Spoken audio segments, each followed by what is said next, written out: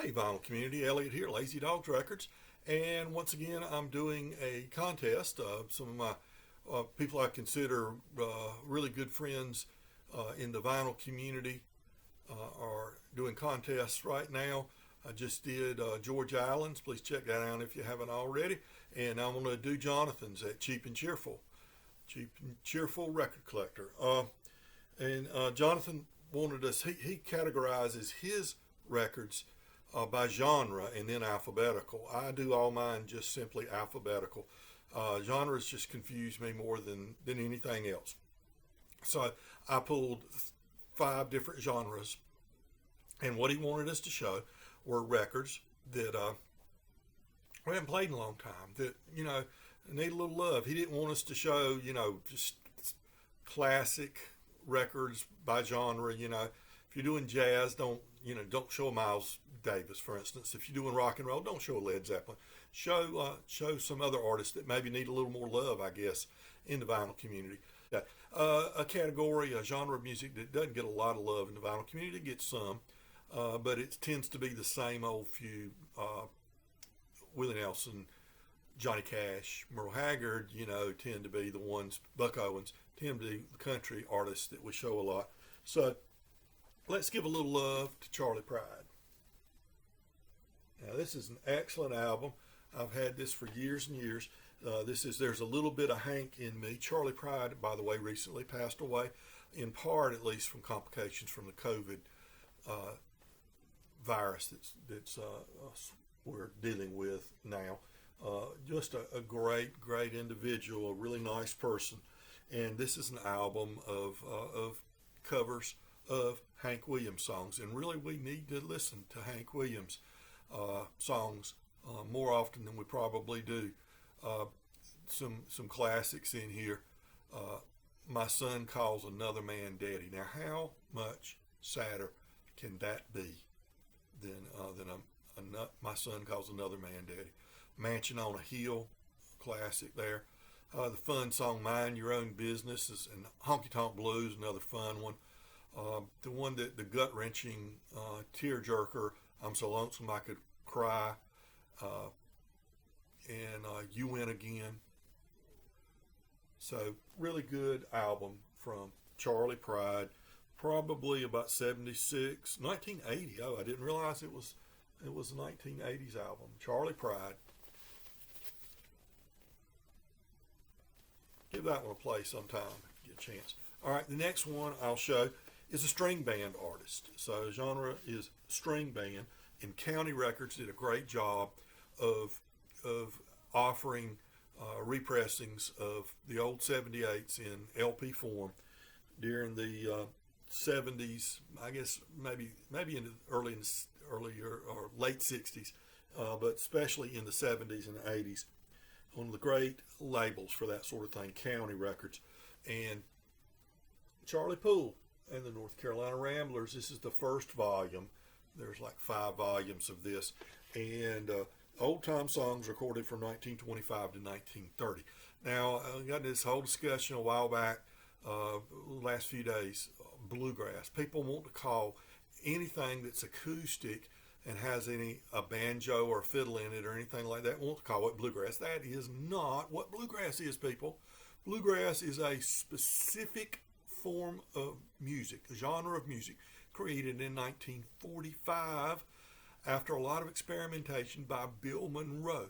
Okay, bluegrass was a commercial music that incorporated influences from including fiddle tunes and Irish jigs, mountain music, string band music, so on and so forth, but also including things like jazz and swing music, things like that. So string band music is not bluegrass music, and this is string band music from the 1920s and 30s. Classic songs, White House Blues and Sweet Sunny South. Ramblin' Blues are on here. Take a Drink on Me is on here. Charlie Poole and the North Carolina Ramblers, some really great string band music. And I encourage you to check Charlie Poole out sometime. Let's see. and now go into the kind of bluegrass. I haven't listened to this album in a long time, so it may venture off the bluegrass trail a little bit, but closer to bluegrass probably than anything else. Looking at the instrumentation here, it's more bluegrassy, I guess, than bluegrass. Peter Rowan, The Walls of Time. He wrote The Walls of Time while he was playing with Bill Monroe and the Bluegrass Boys, and of course he had, with his brothers, he had a band. It was kind of a rock band called the Rowans.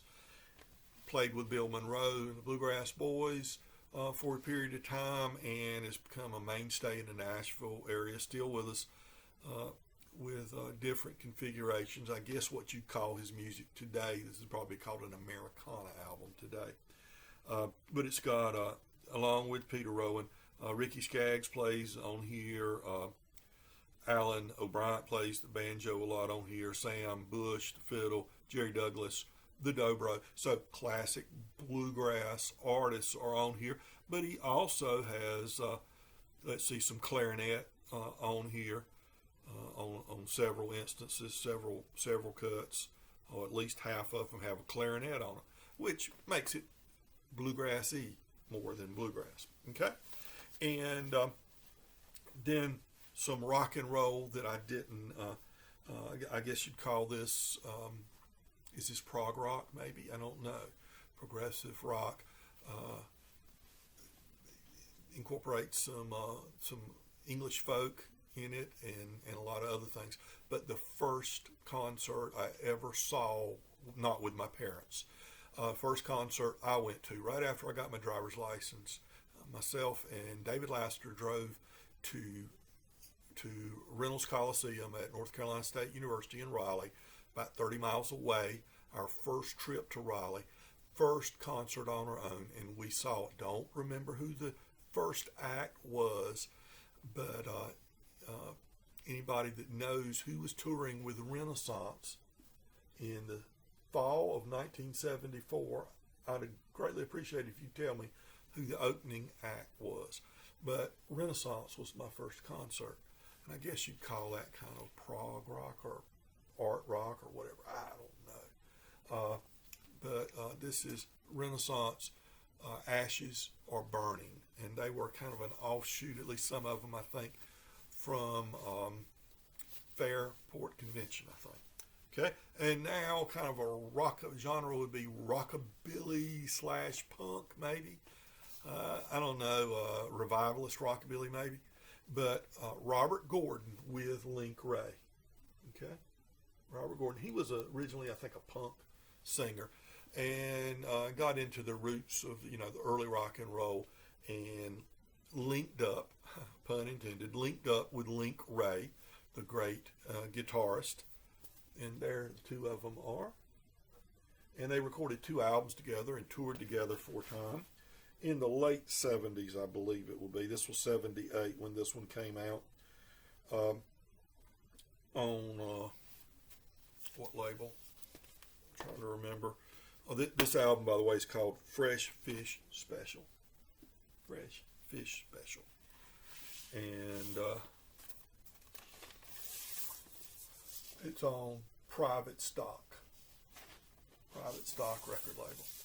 Link Ray and Robert Gordon. Robert Gordon doing the singing, and Link Ray providing the electric guitar.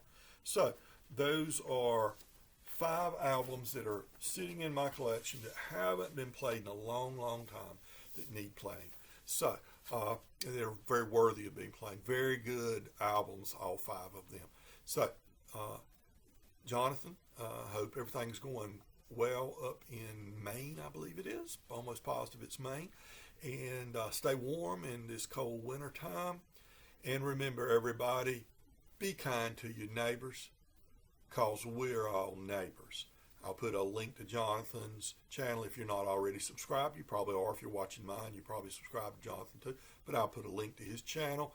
And if you so choose, please feel free to subscribe to my channel and click the like button too. Okay, everybody, remember, take care.